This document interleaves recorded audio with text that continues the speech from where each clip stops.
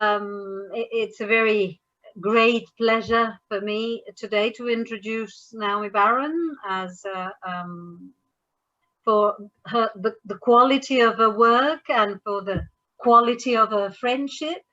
I'll read my introduction. Naomi Baron is Professor Emerita of Linguistics at American University in Washington, D.C. She's a former Guggenheim Fellow and Fulbright Fellow. She has also taught at Brown University and at Gothenburg University. Plus, she reports being delighted and proud, and we're more delighted and certainly proud. She has taught in Modena at Unimore during the spring semester 2019. It was a real pleasure to have her with us, and so we keep asking her to be with us. Her research has spanned many topics, including the relationship between spoken and written language, computer-mediated communication, the history and structure of English, child language acquisition, and higher education. For more than 20 years, she has focused on the impact of technology on language, social interaction, and learning. Results from this work have appeared in her books, Alphabet to Email, which was the first I read and then got in touch and followed the preparation of all the others, Always On. And for the past decade, she has turned particular attention to how medium influences the way we read. Her book's Words on Screen represents the first phase of this work. Her newest book, How We Read Now, Strategic Choices for Print, Screen and Audio, is due out early next year. For reasons that she will explain, that I don't know, the title of today's lecture is slightly different from the one announced. Her new title is Reading in Print Boring? A Tale of Two Lectures. Naomi, the floor is yours. Thank you very much. Thank you so much, Marina, and thank you for putting together this wonderful series of lectures. I have gotten up at 4 o'clock in the morning, my time here in Washington, to be able to hear some of them. My title, as announced, is Reading in Print Boring? A Tale of Two Lectures. Let's see why. Except my slides will not advance. Here, okay. So why two lectures? Originally, as we know, there was going to be this marvelous Modena summer school, and we were all going to get together and talk. And back in February, I had actually drafted much of my presentation. This is before the coronavirus had really seriously been acknowledged in the United States. I know things were happening in Italy. But the world changed in March 2020. All over the world, of course, we felt it here in the States, where after a little bit of scrambling, when the universities gradually closed down and we shifted to distant learning, we also shifted to digital materials. There was a vast increase in the use of the internet, whether that was Zoom or social media or access to reading materials. And if you are doing your learning online, the implications are you're probably going to be doing your reading online. All right, so a number of new issues have come up in terms of what is of interest to me, namely how we read in different media. Namely, has the pandemic altered the ways in which we value different reading media? And by reading media, I'm talking about print, I'm talking about things on the digital screen, also in terms of some of my other research, listening to audio. And then will these, if we have changed our attitudes, not just our usage patterns, but our attitudes, will these changes last? These are the questions I think we most need to think about, to which we do not yet have, and for which we do not yet have data, but we're going to get there. Okay, why is the title, and forgive me, they're mowing grass in my neck of the woods, so I have to close the windows so you don't hear the mowers. Why is reading in print boring? All right, I've been interested, as Marina so kindly said, in differences between the ways we actually do reading in terms of different media and the attitudes we have towards print, and then specifically digital, by which I mean screens for now. So the questions that I've asked in the past, and many others have as well, have been on which medium do students seem to concentrate best or learn best, depending upon the kind of question you ask. So that's a kind of long-range question, not asking about a specific test you're taking right now on a short passage you're asked to read, but what do you think in the long run is best for concentrating or for learning? In the course of doing that research for the pieces that I did myself, I was first astounded and then felt I need to look into why so many students were saying they were finding reading on digital media to be boring. And that's what I would like to get to by the end of our talk today. Since the cover for the book that's coming out at the end of February is now available, I figured I would show you the fruits of that graphic labor. Okay, reading past, present, and future. So what we'll do today is divide up the presentation into 3 sections. The first is reading past, which if you think of Charles Dickens and Christmas Carol, you know, past, well, this past is just 2019. That's lecture 1. Lecture 2 is what's been going on since March to right now. The last week in the United States in November doesn't count, so I'm only going through November. I'm only going through October, excuse me. And then to think about what the future could look like or might look like. And there I'd love to get your suggestions and comments as we get to the question part of the presentation, of the discussion rather. A few notes.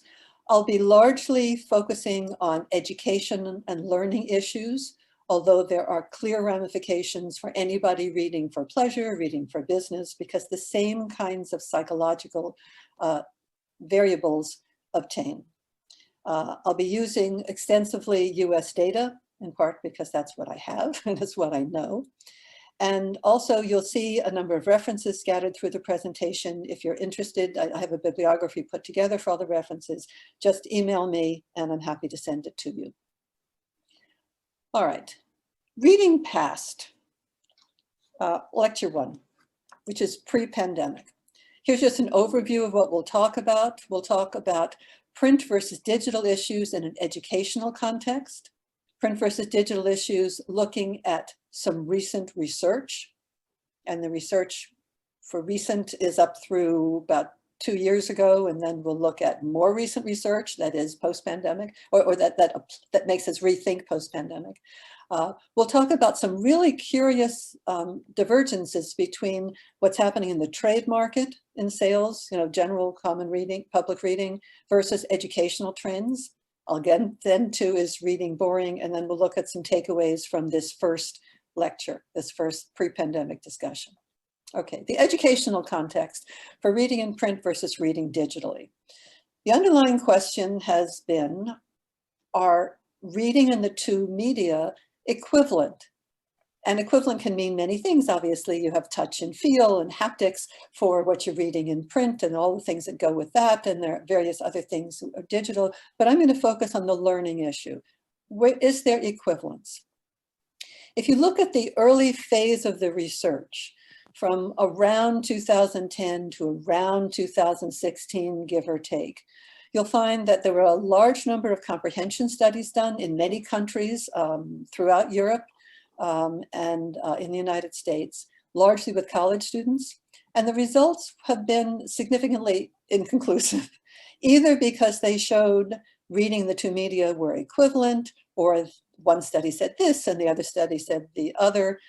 There's a review of this literature in my earlier book, Words on Screen, if you want to see that literature discussed. Overwhelmingly, these comprehension studies were done by giving a passage to read, maybe 500 words, maybe a few fewer, maybe a few more, and then doing an immediate comprehension test.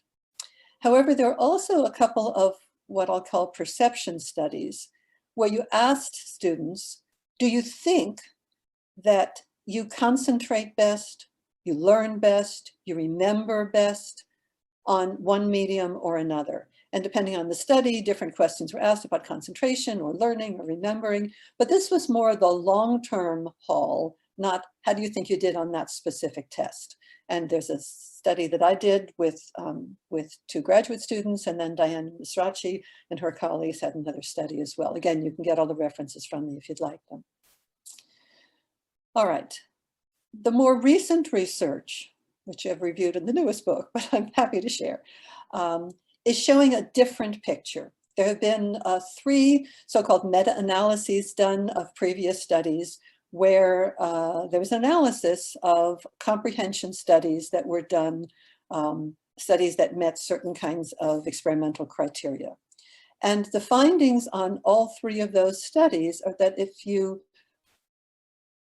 look overall, comprehension is better with print. Now, the thing to remember is these comprehension studies are tests of, call it roughly 500 words passages, 300 word, 500, 600. They're not how much have you learned in the long haul. Curiously or paradoxically, over the years, if you look at the early studies in these meta-analyses and the later studies in the meta-analyses, students seem to be doing even better in print in the more recent studies, which is not what you expect because people are doing more and more reading digitally. I think the paradox is actually solved by the next thing that I want to point up, namely the kinds of questions that we're now asking in the studies being done in recent years. Recent year meaning 2016, 17, 18, 19, and so forth. That is, we're asking more sophisticated questions. Instead of asking superficial questions, which I like to call picking up pebbles on the beach, where you just say, oh, the answer's right there, I can pluck it out. People are asking more abstract questions that require you to make an inference from what you've read. Or they're looking for more details in the text rather than the overall gist. Or in a wonderful study that Anna Mangun at the Reading Center at the University of Stavanger in Norway did, she's asking where in this short story did an event appear and when in the chronology. And again, finding with these more probing kinds of questions that print is showing to be superior. And these are questions that people have only been asking more recently. However, there's a mismatch between the way students think they're doing on a test and how they actually do on a test. So when that question was asked in some of the earlier studies, 2012, 2013, 14, people would say, I think I did better on the print.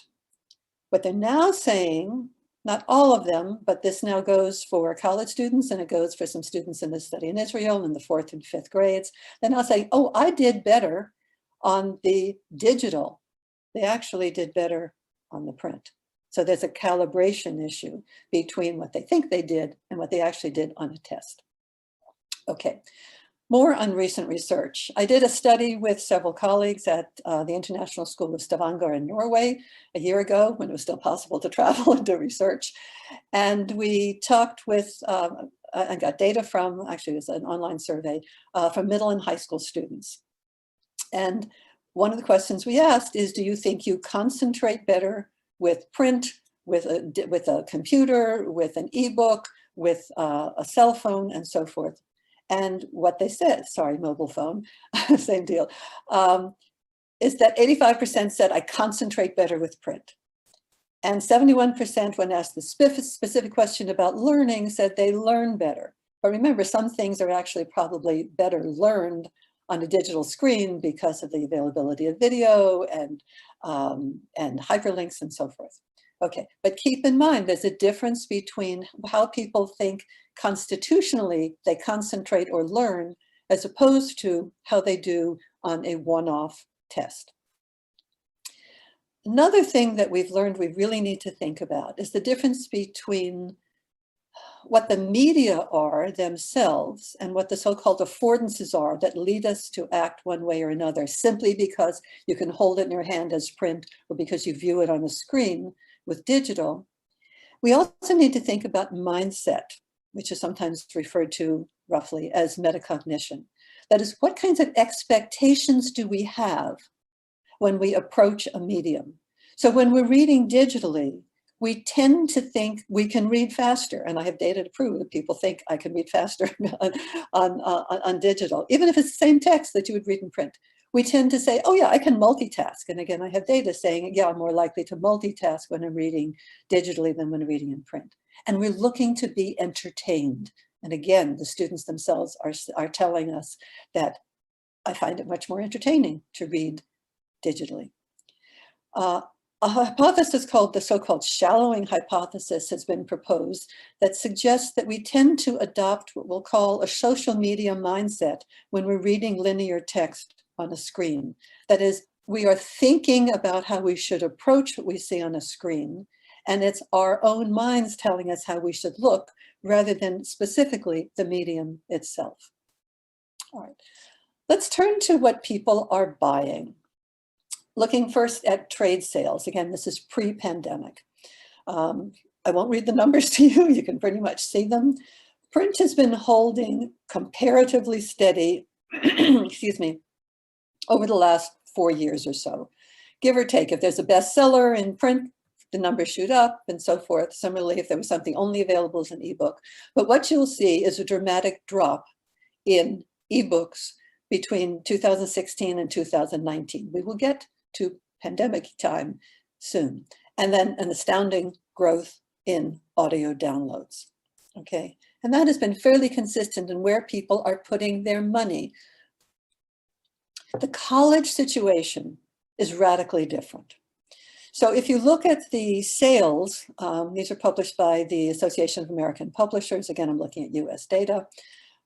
If you look at the sales for 2018, 2019, there has been a growing decline in how much students are spending on so-called learning materials. That includes books, whether they're digital or print.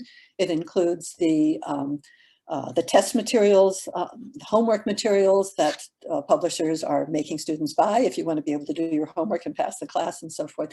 That has been declining.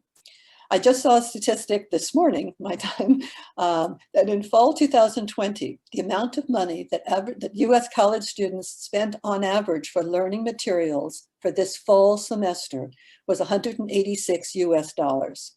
The thing to remember is the projections that are given to incoming college students on how much to budget for textbooks per semester is around 700 US dollars. Students are not spending that money. Okay, why? Well, there are a number of reasons.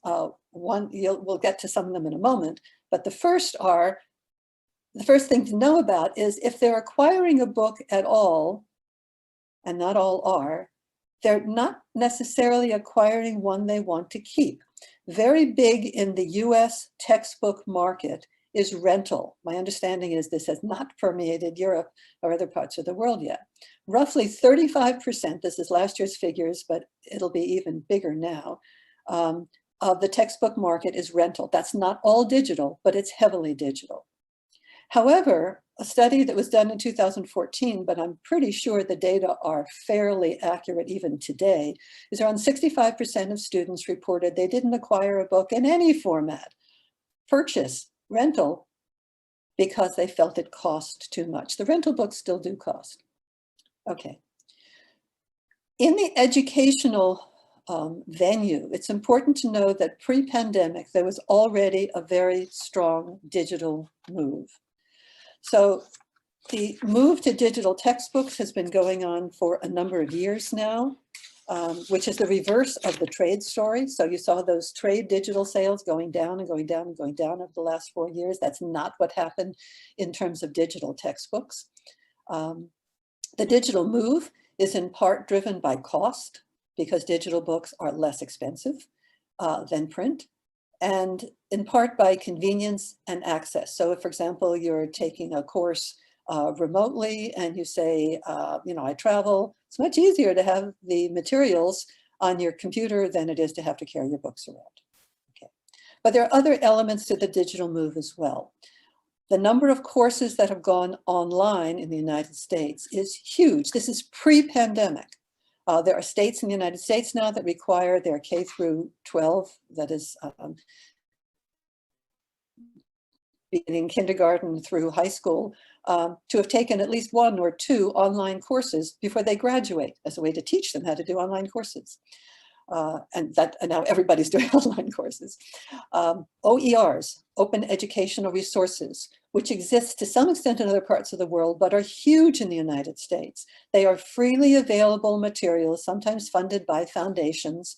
They're overwhelmingly digital, and you could print them out, and you could buy a print version of something that's an open educational resource for very little money, but very few people are doing that.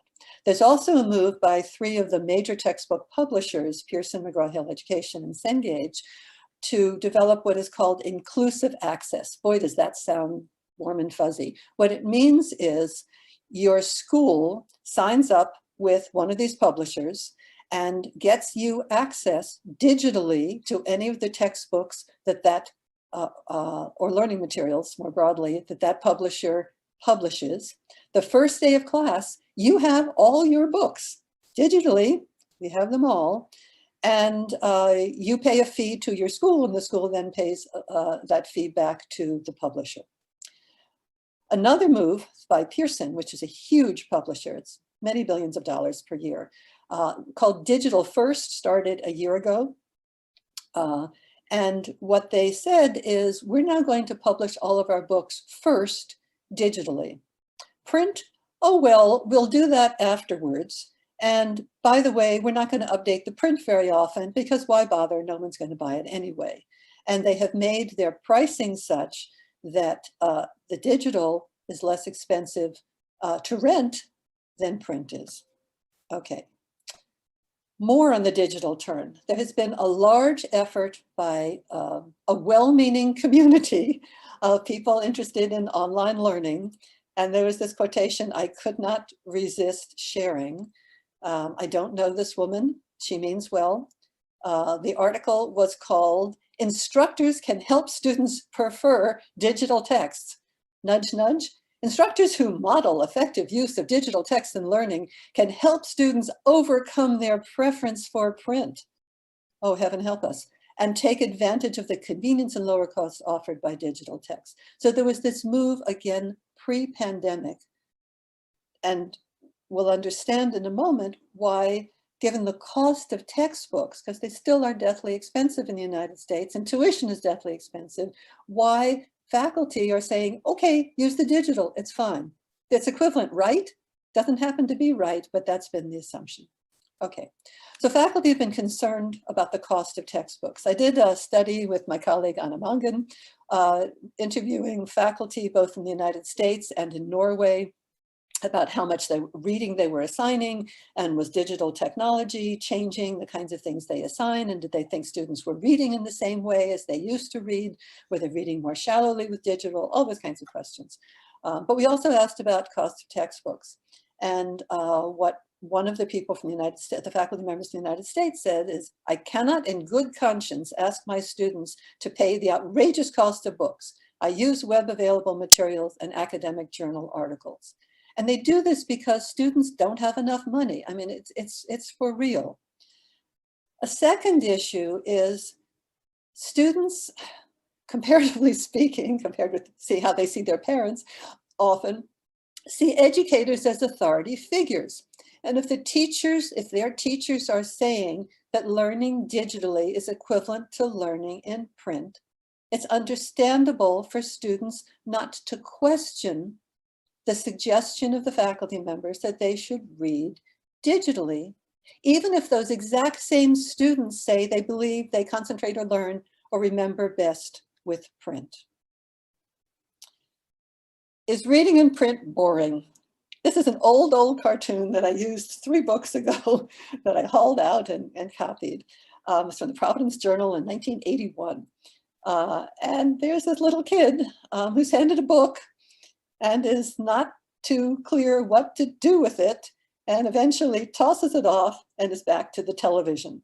Well, these days it's not back to the television. These days it's to digital and particularly social media, and maybe a shallowing hypothesis mindset of social media when you go to read something in print.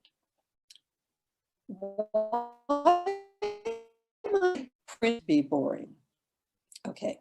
What are the reader's assumptions? And again, we have data from students that back this up. The first is students feel that if you read it digitally, it's going to be shorter. Well, why might then if we read it in print, even if it's exactly the same number of words? Why might they do that? Well, in print, you see how much there is. With digital, maybe you see a page number, but you don't know what that, or a slide number, but you don't know what that really refers to, how long it takes to get through. And there have been many students who have told me, well, it's shorter to read digitally. That's why I like reading digitally. Now they also maybe read faster, maybe don't. If they're multitasking, they don't read faster. So that's a complex story. There's an assumption on the part of many students that the print text will be less interesting. Again, even if it's exactly the same words as you see online. And the reason for that, I suspect, is that there's so much that you're reading online that is often more lively. It has color, it may have animation. You may be able to multitask while you're reading it, and therefore the content feels more lively. Going therefore to the issue of, do you believe it's okay to multitask when you're reading digitally? And when I've asked this question of students, more students have said, yeah, I do multitask more when I read digitally than I do when I'm reading in print. The reason that no longer is a good question to ask is if students have their mobile phones right next to what they're reading, they can multitask just as easily, still reading print. Okay, another issue is how much energy, how much concentration does it take to read in print versus digitally? There was a theory developed a number of years ago called AIM, amount of invested mental energy. This was done comparing reading print versus watching the same material on television. And what it showed is the students said, yeah, I learned just as much if I see the material on television as if I read it, but no, they didn't. They actually learned more if they read in print. The same kind of mindset, I think, we're back to mindset, I think is applying to digital. You feel it's faster, you feel it's easier, you feel it takes less effort and energy. And again, we have some data from students suggesting they actually do feel this. Okay, again, why might print be boring? Technological affordances that we've already talked a little bit about. There's more liveliness that's possible with digital than there is most of what is in print. And there's also a feeling of control and then user activity. So with digital, you can do things. You can change the font, you can change the types. In many documents, there are hyperlinks, you can move around, you can post things, you can share things, you can interact with other readers. Whereas when you're working on your own, you're on your own. Boring, so they say. Okay, some of the comments from students. This is a study done by the National Literacy Trust in the UK. Came out in 2011, so the data are probably 2010-ish, of middle school students. Just listing the kinds of things they didn't like about reading in print. Quote, I get bored when I'm reading paper books. I don't know why, it just seems to drag. Or, on paper, there's just too many words on the page, and it's too long. You get confused. When you read on paper, it's a bit boring, unless it's something you're really into. On a tablet, it feels more interesting. It reminds me of when I'm texting someone. Social media. Okay, some more comments. These came from the students in Norway at the International School of Stavanger, middle and high school. When we asked, what do you like most, what do you like least about reading in print? Same questions about reading digitally. What do they not like about reading in print? It looks boring, so I get distracted easily. It makes me feel like it's long and boring. You see there's a theme here. It gets boring faster. Print can tire you out really fast and get boring, no matter how interesting the book is. When we asked what people didn't like about reading digitally on a screen, nobody said, I don't like reading on a screen because it's boring. Okay, what kinds of praise did people have for things that were digital? And here I'm combining some of the comments from the research that I did myself with my graduate students and the study we did at with the secondary school students at the International School of Stavanger. Okay, what do you like most about digital reading? It looks shorter to read on. It keeps me awake. It can be more entertaining. Okay, so the cautionary tale is yesterday's television is today's digital screen. And then remember, these students are becoming tomorrow's mature readers. What will their reading habits look like? Okay, for takeaways, just to summarize, for concentration and overall learning, students favor print. Students generally perform better in print when they're taking comprehension tests. However, they tend to believe that they do better digitally. And a number of students are indeed saying print is boring, and they're saying digital is so much more entertaining. Take a breath, lecture 2, coping with the pandemic. Just an overview of what we're going to be looking at. We'll get to them all. Okay. Early in the pandemic, in the United States anyway, there was a video call done instead of conferences with members of the Book Industry Study Group, which is a major group within the United States of people involved in the publishing industry, both print and those leaning towards digital.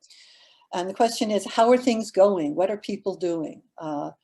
Reorders for reprint orders were down. So some of the people who manufacture books were also part of this call. There's a Book Manufacturers Institute in the United States, so they care a lot about our people wanting print books. Orders were down, first printings were delayed. There was just a lot of chaos. In one county in Florida, which right now in the United States we watched for different reasons, namely how are they voting? But in the library, they're all switching. All the purchases were switched to digital. And by the way, this is now happening across the United States. One of the past chairs of the Book Industry Study Group said, ebooks and demand for digital are the heroes of the crisis. And that's true, because otherwise there would be no text available to read for many, many people. Okay. Commenting around the same time, a person who I don't know, who writes his own, the new publishing standard, nonetheless said some interesting things. This is back in April. He's talking about Spain in the first part of this. It's estimated that at least 50,000 readers in Spain have transitioned to digital reading, ebooks and audiobooks in the past 3 weeks. And I'm sure that number has risen, not just in Spain, but around the world. We'll look at some numbers in a minute. When this is over, so writes Mark Williams, digital books will play a far larger part in the lives of consumers and publishers than we could have imagined as this new decade began just a short few months ago. That is absolutely the case. We truly don't know what's going to happen. Digital probably will now be reversing, at least in the short run, that decline it had had in sales until fairly recently. A favorite of mine. Not the magazine, but what it represents here. Playboy Magazine, one of the entertainment for gentlemen, that is the subtitle of Playboy Magazine. It used to be what all high school and college, not all, some number of high school and college males or even junior high school males wanted to get their hands on because it had unclad females in it. They are now going digital. They cannot keep up print sales. Are they the canary in the mine for at least the magazine industry? We don't know yet. Because you can't go to a newsstand in the United States and just pick this up, because most of us aren't going to newsstands. All right, trade publishing. I've been trying to get as recent statistics as I can. The report here for comparing September 2020 to September 2019, the dollars are the revenues as opposed to unit sales, again, from the Association of American Publishers, which represents all the major publishers in the United States. It's not self-published stuff or very small presses. Okay, the comparisons are, books are selling. That's great. Adult books, professional books, and sometimes there's an overlap in categories, but we're just looking at the fact people are buying books. They're buying books because they're stuck at home. And they're buying some paper books, that is hardback and paperback. Ebooks, this is trade, this is not university, are up 22.1%. And then you get to university press ebooks and you say, wow, so they're doing okay, right? That's because all sorry, 90% of university education in the United States is now being done only online, okay? Libraries are buying digital as fast as they can and not buying print because because most libraries are closed to anybody to walk in. So the only way students can get access to books for their online classes is digitally. However, total revenues are still down. It's not as bad as it was, but it's a kind of mixed bag. Okay, what's happening in the publishing world and the book manufacturing world?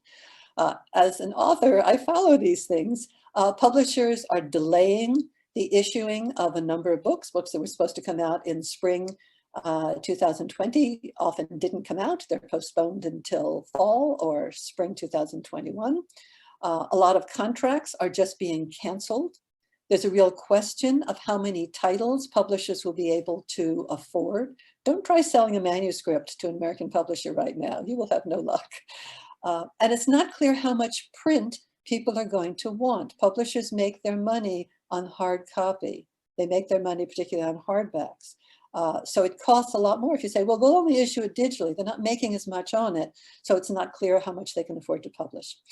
In the early months of the pandemic in the United States, so we'll call this March, April into early May, the Book Manufacturers Institute, I happened to speak, it ended up being remotely at their conference, their business was down 30 or 40%. Then interestingly, there were a number of blockbusters, often books having to do with Donald Trump, such as Too Much and Never Enough by Mary Trump, his niece, which sold almost a million copies in pre-order, and the people bought it in print. So there were some blockbusters, and we had a paper shortage and therefore couldn't print the books we wanted to. Okay, book sales statistics. Some real issues. These are sales figures from the US Census Bureau on the drop in bookstore sales. You can see the numbers for yourself. In April, things were horrible because bookstores were all basically closed except for a little bit of curbside pickup. August, things are a little better. We're only off 30.7%. The first 6 months of the year, down almost 33%.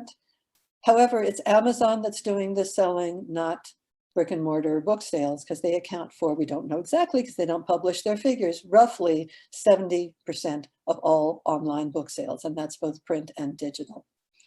Migrating education online.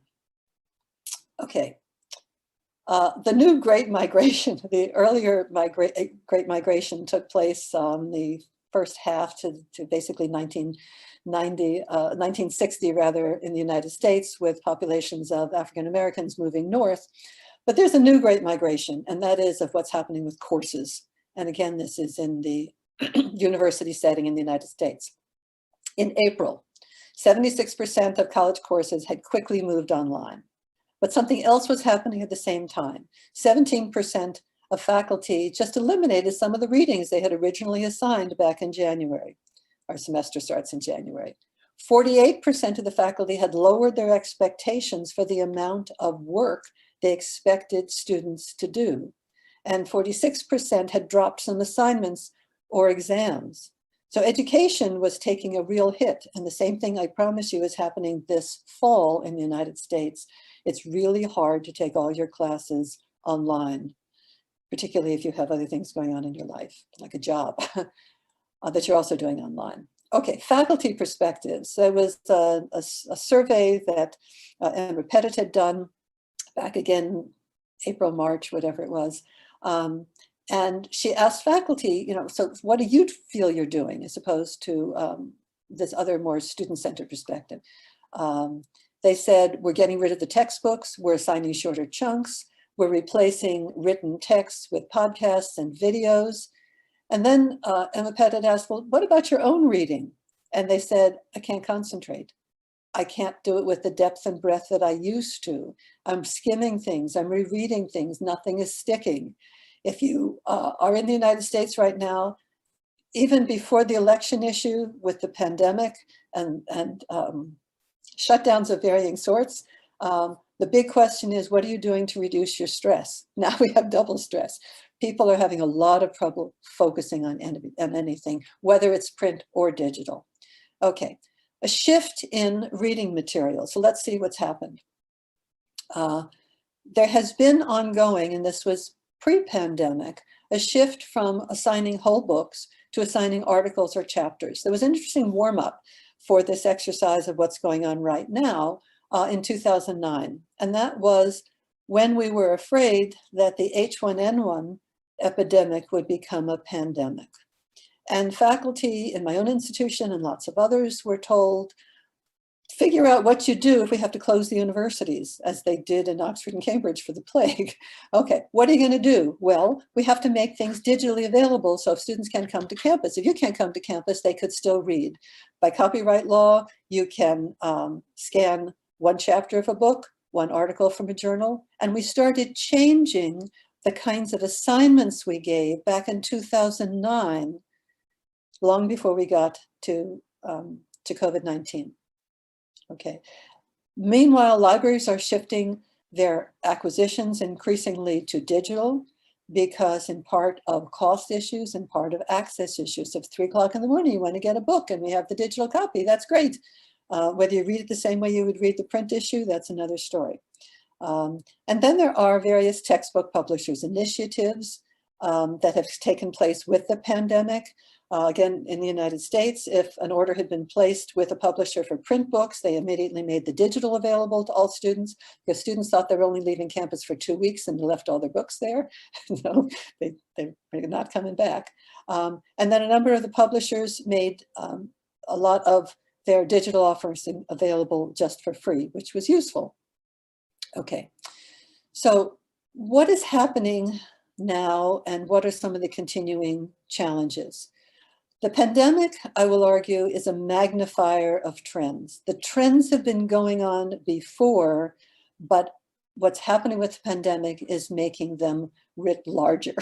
So replacing the print with digital, using selections of books, not whole books. People finding print to be boring, sometimes by no fault of their own. Life is really a challenge these days. More and more podcasts and videos are being used to replace a lot of the text. Then again, in the United States, because tuition is expensive most places, there are some real institutional budgetary realities. The amount of tuition that is lost because not as many students have come back to school for digital learning. They said, you want me to spend $35,000 or $40,000 or $50,000 in tuition for online learning? No, thank you. And yes, those figures are correct. But also, much of American education is residential. So there's your dormitory room, there's board, there are sports revenues that come into larger institutions, and there are massive deficits in university budgets. Just to take my own university, American University here in Washington, the projected shortfall for this fiscal year, meaning ending in 2021, is $160 million. Which is 10% of the entire operating budget. That's a lot of money. You have to figure out where to make it up. So you economize wherever you can. And one of the things that you economize on is book purchases. So it's not just students, it's also institutions. Okay, so what are the takeaways that I see? There's a growth in ebook sales, plus there is a fair amount of print, but it's for, we'll call it pandemic de-stressing reading. The biggest sellers are science fiction and horror books and romance and political books and social justice books, I should add. And there are huge challenges for bookstores and for publishers.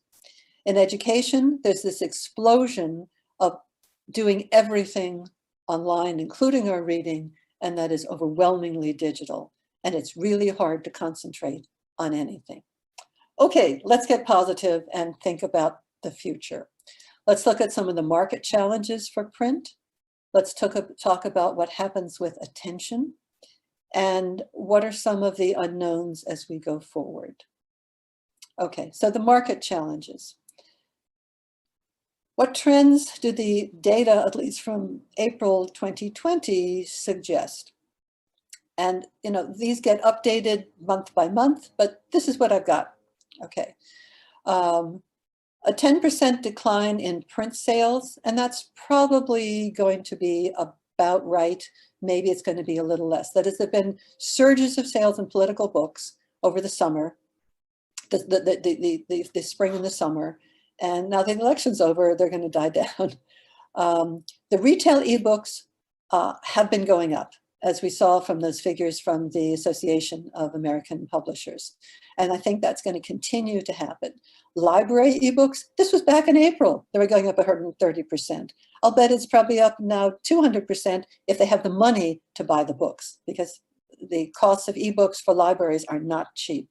And publishers do not give them nice deals.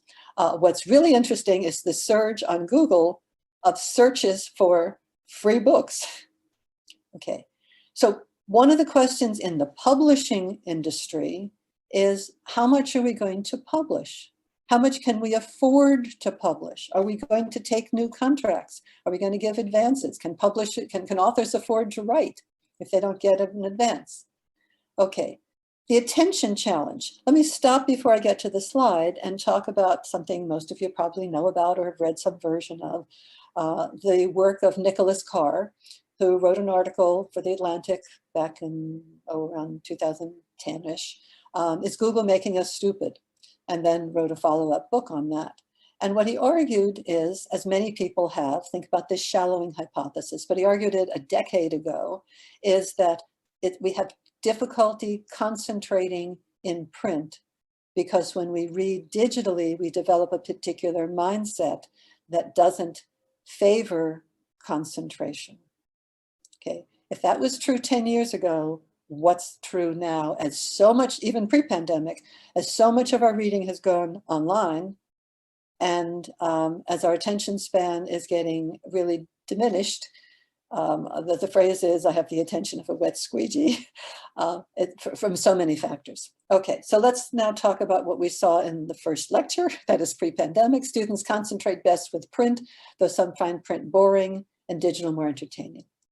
From the second lecture, there's this massive move to digital in education and this massive rise, comparatively speaking, because I'm sure it's even larger now than it was in that figure we just saw, the 25% in April, in trade books, and this difficulty in concentrating. All right, where does this leave us? An interesting study was done. I have a reference for you if you want to look it up, to try to explain why we have difficulty focusing our attention. But you want to know what's going on. And the hypothesis, backed up by some data, is this: that stress, which indeed many of us are feeling in many parts of the world, the stress shifts the way we are using our brain from the prefrontal cortex, which is where we do the cognitive work and where we do mental focus. It's shifting from the prefrontal cortex to more use of the so-called primitive brain, which is what exists for survival skills and for stress response. So if our brain power, if our cognition, or mental functioning more generally, because that mental functioning controls all of our body, our physical moves as well as our cognitive moves, if that is now being split more towards the primitive brain part of us, there's less left for focusing. There's less left for cognitive work. So what are the implications for reading medium? Print, we know, is perceived as meriting and probably does require more concentration than digital, in part because we tend to read more serious stuff in print and things that we feel we can get away with not having to focus that much on digitally and digital materials. And the question is, if we have a shortened attention span, think about that AIM data that shows, how much energy are you willing to invest?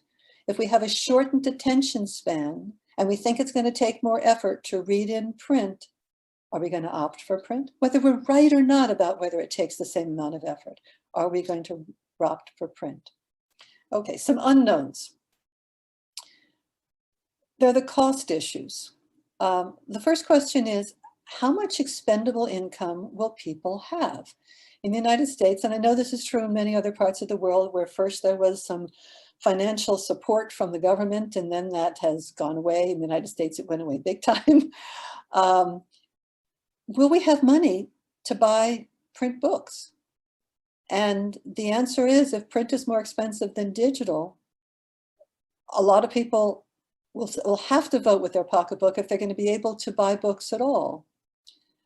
The second is, in terms of what's available for free, think about those open educational resources. There's more that's available for free digitally than is available in print. And then there's the question of whether we will have had an attitudinal shift about what should be free. I mean, we used to think you get what you pay for. If you need to spend some money, it's worth doing. Going to a concert, if you had to buy a concert ticket and it was expensive, you got to hear this wonderful symphony, the Berlin Philharmonic or whatever, play.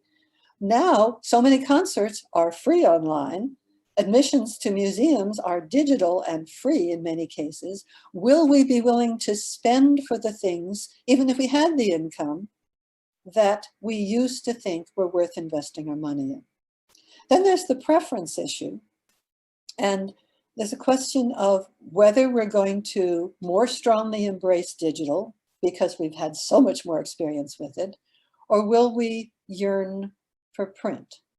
And this issue is especially relevant for students when it comes to learning and developing mindsets about how one should learn. And then there's a question of the role of screen fatigue. Clearly people have Zoom fatigue. I hope you don't today. I will mention that my colleagues who had done the study and let's try that again, in Norway last year had a study all primed and ready to go for middle and high school students in Amsterdam and back in Norway. But because of the pandemic, there's so many other things, particularly in Amsterdam, that are on people's minds. We have not been able to run the study. So I don't have more data for you. But one of the questions we were asking on this redo of our study was, how have things changed in your mind because of online learning, in terms of whether you think you learn more digitally or in print, whether you prefer one medium or another, and if so, why? So I had hoped to have some data for you by this lecture, but the pandemic did us in. Okay, other unknowns going forward. Will our ability to concentrate when we read return, even to the pre-pandemic levels that Carr talked about? Okay. And then there's a question of whether we still will have some belief structure that print works differently from digital.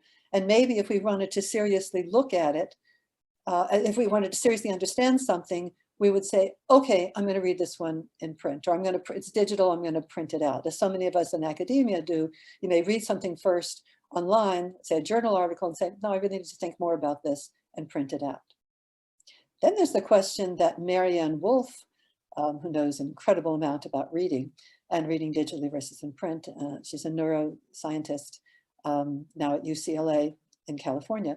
The question that she asks, if our brain changed historically to learn to read, because the brain came maybe programmed for speech, but not for reading, will reading digitally encourage shallower thinking? And will that have effects on how our brain functions, even in the short term? You know, in the long term, we'll all be dead. But in the short term, will it have an effect on our brain? And then there's back to what I started this lecture with, namely boredom. Will print reading still seem more boring than screens? Will it seem more boring because we spent so much time with the entertainment things on screens? Or will it seem less boring because we just have had, we've had it up to our necks in screens and we just can't take it anymore? So we need to have research on what's going on now. If anybody wants to take the carrion call up, I'd be happy to partner with you. And why do I think this is so vital? To help us avoid a future that none of us wants. There is American University's Starbucks, and on the wall you see books. No, you don't. you see wallpaper. And when there are actually people in that Starbucks, you see almost no print. You see everybody's MacBook Air propped up. Thank you very much. And I look forward to your questions. Thank you very much, Naomi. I'm sure you've touched on so many things and given us so much data, so interesting. I guess there's something similar happening in Europe too, like, or at least until 2019, this decrease in the digital was going on here too. But certainly things are changing so rapidly. And certainly there's so many different experiences. Let me start with a question from Julia. Okay. Shall I open the microphone, or is it better? Well, you open the microphone and ask yourself, Julia. Please. Okay. Hello, sorry for the light. It's quite dark here. Hi. So I actually, beforehand, I wanted to just tell you maybe a little bit of my experience, so you have a little bit of context. I'm currently starting a PhD in literature, children literature, actually. And so before that, I studied to become a teacher for children from 3 to 10 years old, more or less. So I've stayed with children a lot. Yeah. And so what I saw, so obviously I didn't study with like lots of colleagues of my age, but I saw what children do. And nowadays it's really hard to make them read a lot. Like because they have so many inputs from like video games or cell phones or whatever, that it is really hard for them to just stay focused. Also during school, to just stay focused onto something, you know, just like listening or reading a little bit of the book. It is really hard. So that's kind of my experience with the newest generation, right. Even newer than college students, right?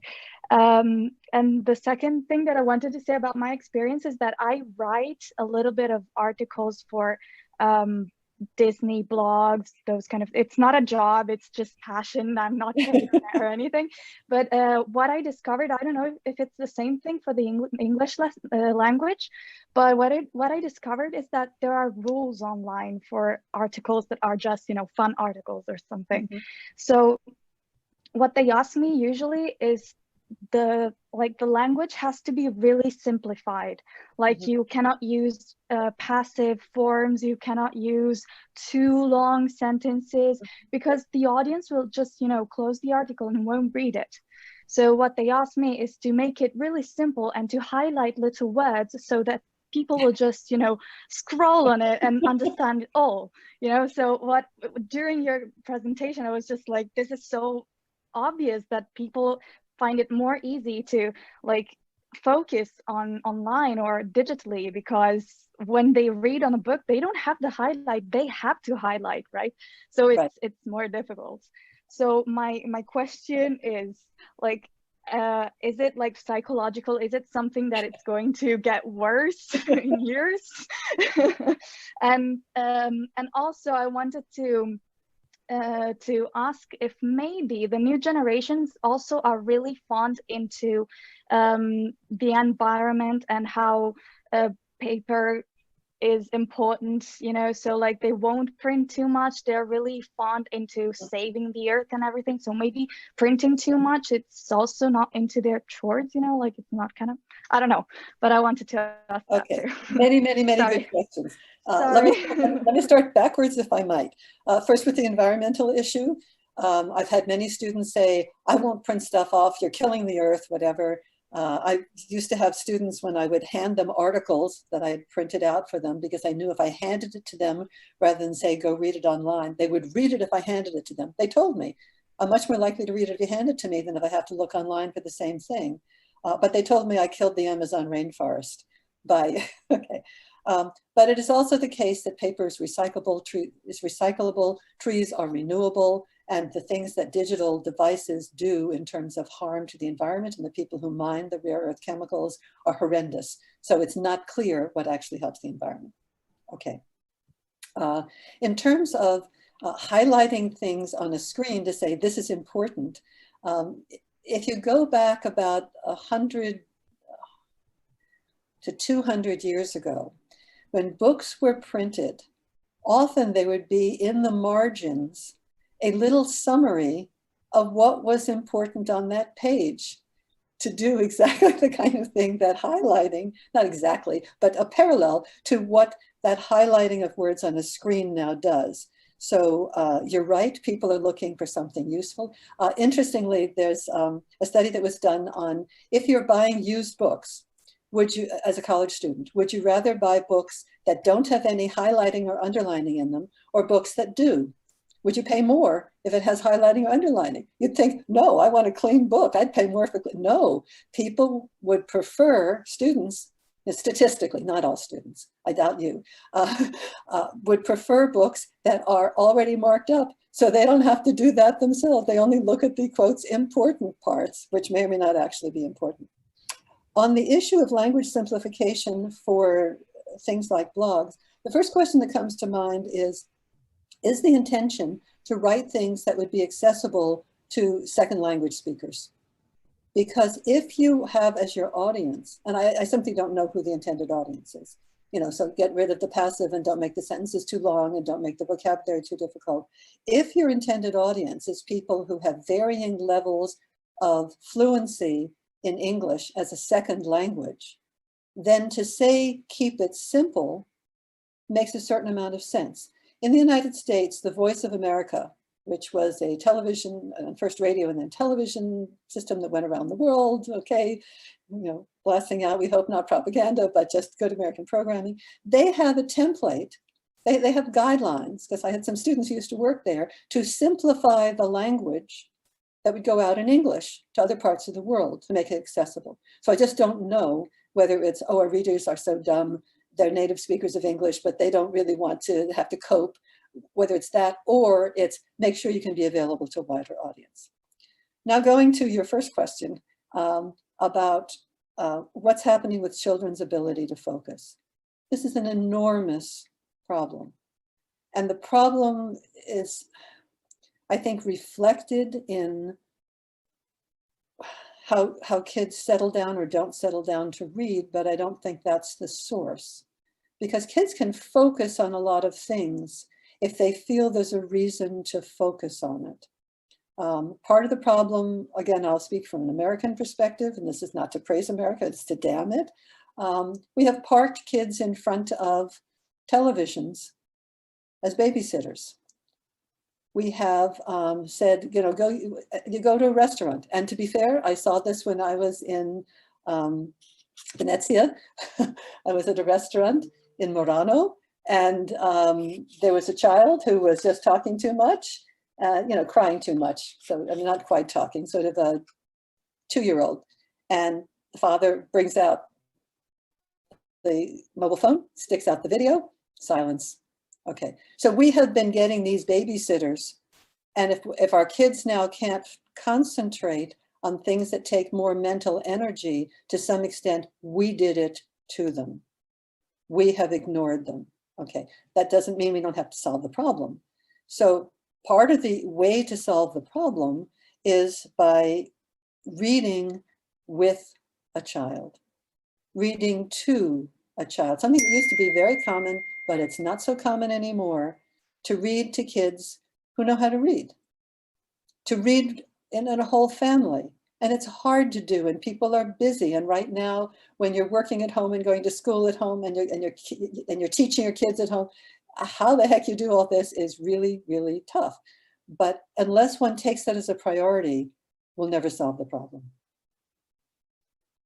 That's for starters. Thank you. Thank you very much. There's another question from the chat. Jenny Cazzola says, thank you very much for this very interesting lecture. It made me feel a little old because during the first lockdown in Italy, I had a nearly physical craving for printed paper, but maybe I'm just too old-fashioned. I also started diving more deeply in the podcast scene, and my question is, I'm sorry, I'm There's a new message coming. So my question would be, could you shortly outline if there's also a change in the way people are approaching audio, also in education? Yes, I would love to, because about I don't know, a fifth of the book that I just wrote is on audio. So I'd be delighted to talk about audio. But first, let me come to this. First, let me think about with you this question of craving print. I don't know how old you are, but you're not old. That is, there are a lot of people who are feeling, I need to be grounded. I need something to hold on to. I need the earth, as it were. So one of the reasons that many of the independent bookstores in the United States are surviving is customers are saying, you know, either things are being mailed up or you're doing curbside pickup, you know, because everyone drives. So you have your car and you go to the curb. One of the reasons that they're surviving is people are feeling a need for print.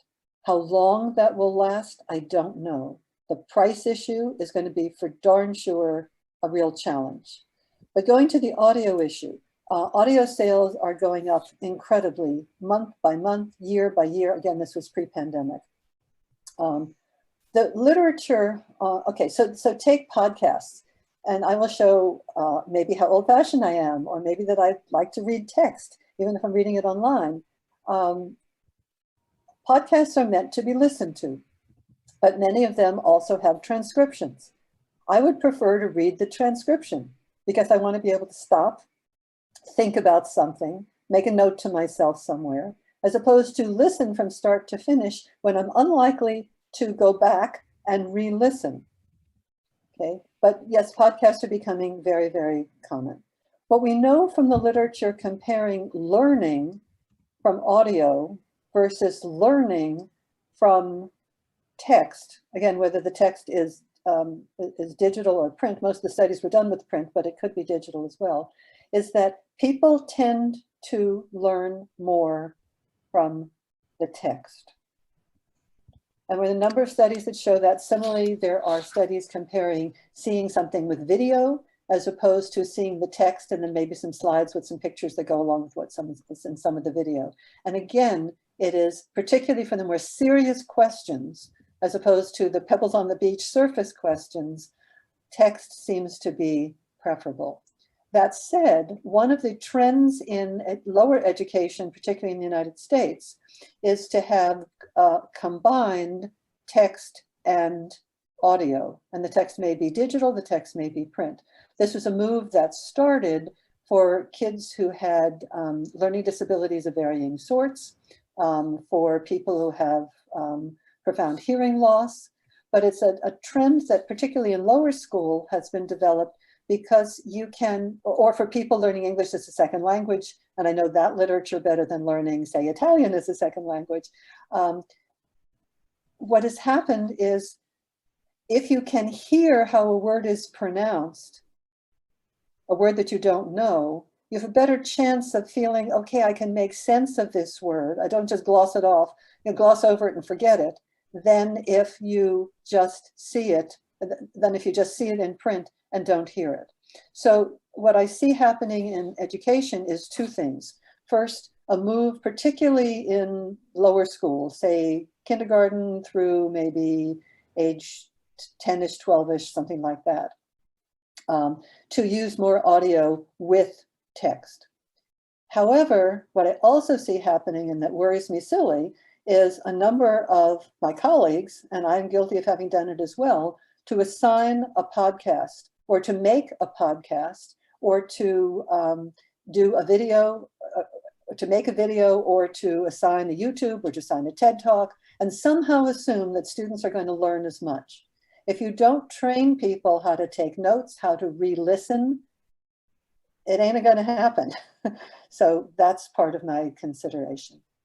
Okay. Okay, there's two more questions, or there's a question from Sadaf who wants to use the microphone and ask directly. Please. Hi. Yes. Hello. First of all, thank you for your fascinating presentation. I really appreciate it. I remember that I was forced to look for a word in dictionary in a paper version in reading courses at university because Yes. our lecturer believed that as long as you're searching, the results stayed longer in our memory. He believed that if you find it fast, you forget it fast. Mm-hmm. My question is, do you think that it could be the same in case of reading in a paper version versus digital format? It's an interesting question that sort of has two sides to it. Let me address what I was first hearing and then come to the print versus paper, and I'll tell you why.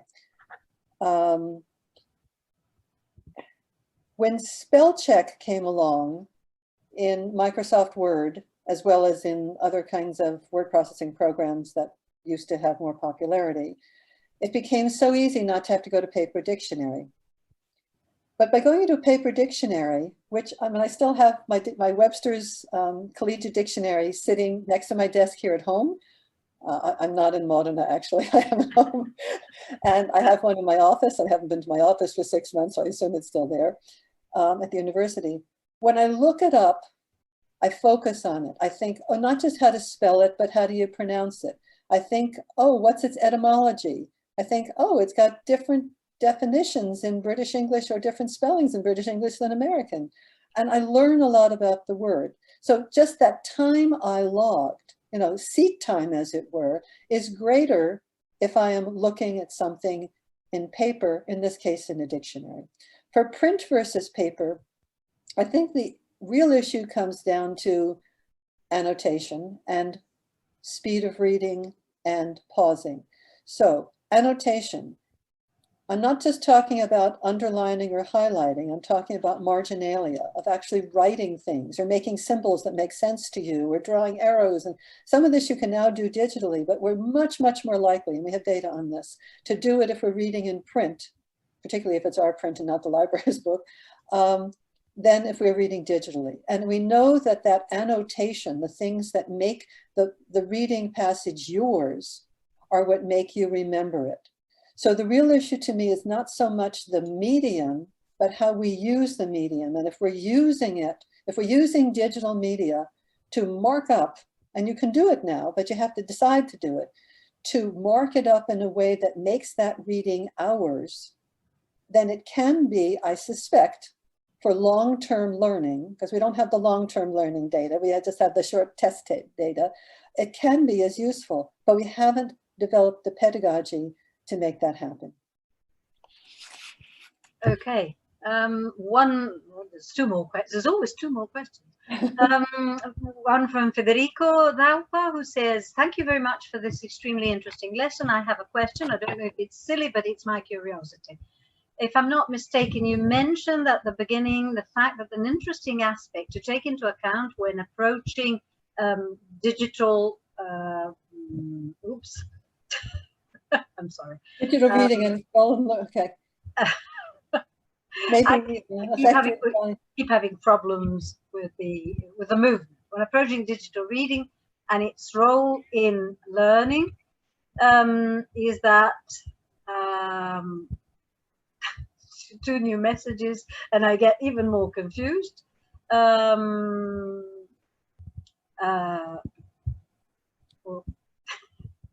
okay, so this is you can read it. DARPA. Okay, so mention blah, blah, blah, not blah, blah, blah for Federico, just my reading. This role in learning process is the way students may be negatively or positively affected in the way they can remember details in a novel or something similar. Do I think that one of the risks is the fact of not assimilating detailed information just because in digital versions they don't have the opportunity of handwriting, simply annotating the paper version. Many people told me handwriting is different from digital writing and that the first is more affected by a learning process. Yes, okay, so there's a lot of discussion of so-called haptics, of holding things, touching things, that suggests that writing by hand, taking notes by hand, is much more effective than, for example, taking notes on a computer where you're typing. And there was a famous study done, famous as things go, 4 or 5 years ago at Princeton University, indicating that students remembered more if they took notes by hand than if they typed notes on a computer, because of having to literally form every letter, but also having to decide what's important to write. We know that the fewer things you highlight or underline, the more you're likely to remember, because you had to decide, you had to have some cognitive activity going on. You had to decide what was worth remembering, what was worth annotating. Okay, so in terms of the novel issues, some people write in novels, some people don't. Some people fold a page down, the corner of a page if it's your own book, or put a little marker in or a sticky or whatever. So when you look at the book after you've put it down, you say, oh yeah, there was something there I wanted to remember. And you go back and maybe review just that sentence or that paragraph, even if you haven't taken notes separately, even if you haven't annotated separately. The real issue, and John Dewey and the whole or we could say Maria Montessori and the whole progressive education movement has said what matters is that you interact with the things that you are learning. The phrase in American education these days, and I'm sure that there's an equivalent elsewhere, is active learning. The question then becomes, how do you make reading something like a novel active learning? Sometimes it's by writing something in the novel. Sometimes it's writing something somewhere else. Sometimes it's putting a marker in. Sometimes it's stopping and thinking. So part of the question, and if I had a way to do this study, I would. If someone is interested, please go for it. Let me know what you're doing. Is to do a study on how often people pause when reading a novel in print versus digitally. So it's not just a question of, do you think it's shorter or longer if you read it in one medium or another, but take people who are serious readers, or take something that's a really engaging story but is beautifully written, and you want to stop and say, wait a second, that's a gorgeous sentence. Would you do that if you were reading digitally? Would you be more likely to do it with your reading in print? Those are the kinds of questions I think we need to be asking. So researchers out there, please join. Okay, I think I can read the next one. Thank you for your presentation from Michael Schlauch. I have a question. Scholars like Gunther Kress from Social Semiotics, New Literacy Studies argue that digital text becomes simpler from an alphabetic writing perspective, but more complex because of forms of multimodal representation, and that we tend to underestimate the semiotic meaning-making work behind that. Do you think deep reading can be made compatible with the nature of multimodal texts with new media, within new media? Okay. As they all have been, excellent question. So let's first look at the question of whether alphabetic writing made digital text simpler. I'm not sure I understand that, but we can get to that in a moment, because particularly if you're using a PDF, it's the same characters that you would have in written text as you have digitally. Printed text as you'd have digitally. But go to the multimedia issue. There have been a number of people, I'm thinking of Don Liu in the United States and Julie Quiro in the United States, one at the University of Connecticut, the other at the University of Rhode Island, who have argued, as other people have as well, that they would say digital reading, but they really mean multimodal, multi-document reading. They would say that is more complex than reading in print. Well, if you have multi in front of a text, of course it's likely to be more difficult. So there have been a number of studies suggesting that reading multiple documents calls for additional kinds of reading skills that are not what is at work when you are reading a single linear text. You have to decide, for example, if you're doing a search for something, how much time to spend on a site. Studies done by Ladislau Samaron, the University of Valencia, and his colleagues have done a number of these studies comparing what you need to do when reading across multiple documents. You have to figure out who's reputable, because you get some degree of certification from the fact something is printed. that probably somebody reviewed the text, and if it was totally off the wall, then it wasn't going to get printed. You have much more open publishing happening online. So you have to be able to evaluate text. You have to know when to follow hyperlinks, when not to. We know that people who have more limited short-term memory tend to do worse when there are hyperlinks because they go down the rabbit holes and don't know when to come back up. People who have better short-term working memory are better at handling hyperlinks. So there are a lot of complexities to the question there. Now the question is, can we train people to productively handle multimodal reading? And I'm going to say here by multimodal, that may not be what the question is asking, so Michael, please forgive me. But I'm going to focus on what we know most about, which is using multiple texts. And we can train people how to do it successfully. So for example, there's some eye tracking studies that Vladislav Someron and his colleagues have done to look at people who do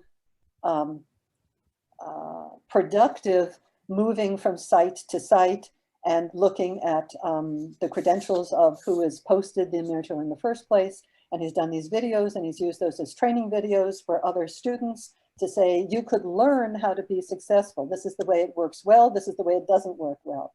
But that's a technology and a pedagogy, that's a pedagogy we haven't yet developed. In terms of multimodal texts, learning how to use something that's video, learning how to use something that's audio at the same time there's printed text. There's a fair amount of literature out on using multiple modalities. There's a huge collection of books on this and articles and whatever, and some replication of information seems to be productive and some seems to not be productive. And we don't know enough on how this works. So you take the literature on reading a text at the same time you're listening to it auditorily. There are some studies that say, absolutely, this helps comprehension. There are other studies that say, no, we know that getting the same message twice calls you for doubling your cognitive effort, and therefore you do worse. So we don't know enough about material that has the same amount of information, that has duplicative information as opposed to complementary information. And we just need to learn more. Okay, thank you very much. Another question from Maria Sofia Falcone. In your view, do you believe the type of school system, i.e. how young adults have been taught notions from primary school to high school, influences their preferences and performances in terms of print versus digital? On the same note, have you noticed any intercultural difference on this between the US and Norway or other countries in which you've done research? Another question after my heart. To some extent, if a school system says, this is a good way to learn, and you learn that from way on early, you tend to believe it.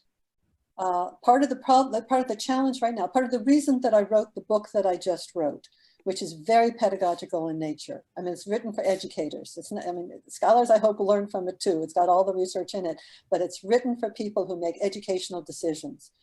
People who are teachers from kindergarten through graduate school don't know any of this literature. It's not their fault.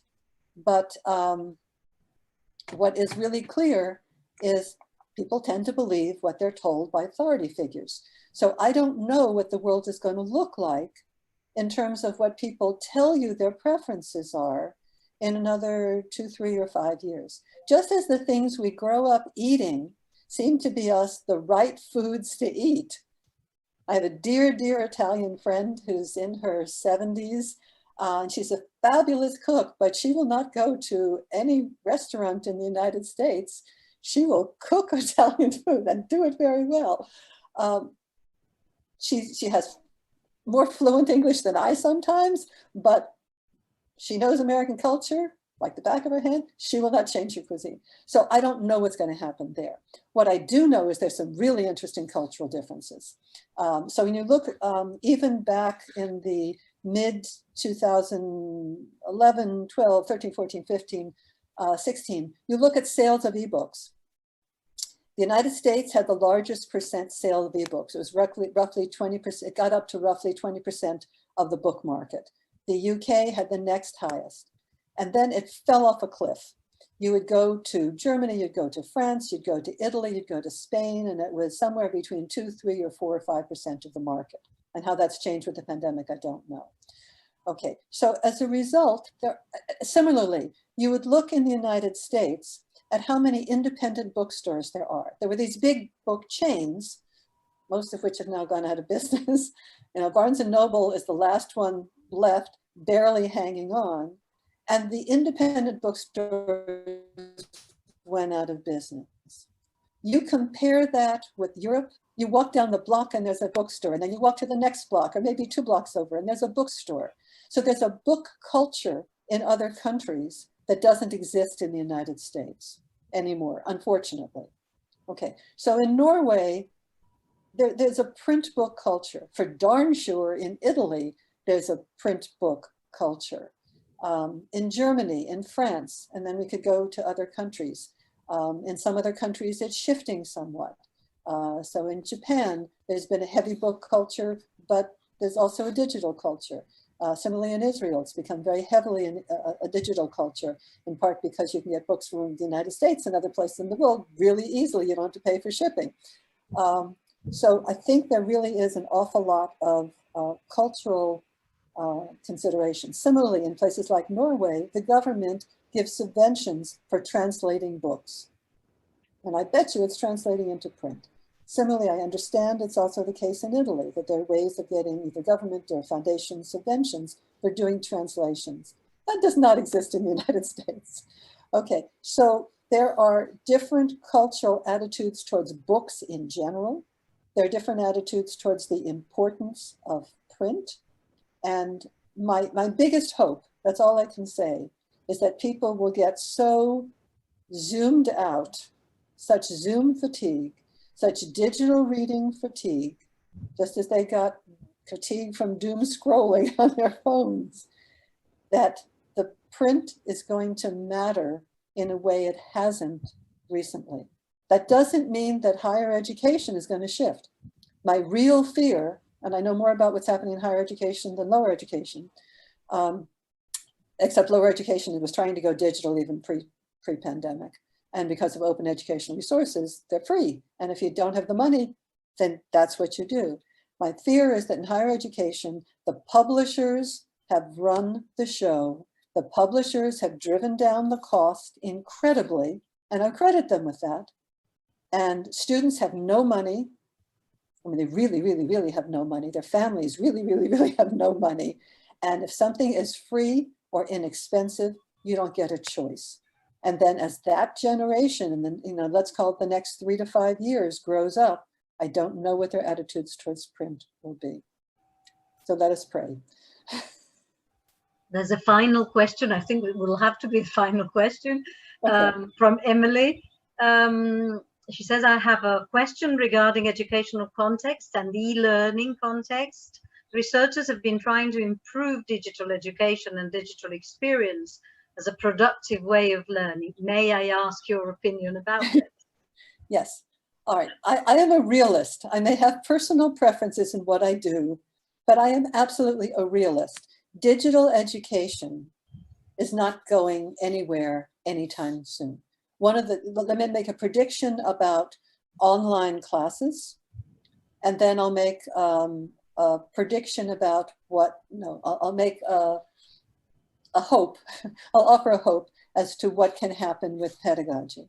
My prediction is, now that so many faculty members, at least in the United States, and I can't vouch for what's happened elsewhere, have learned how to do online learning. There had been this press for it. Remember, we have to, educate students away from their preference for print.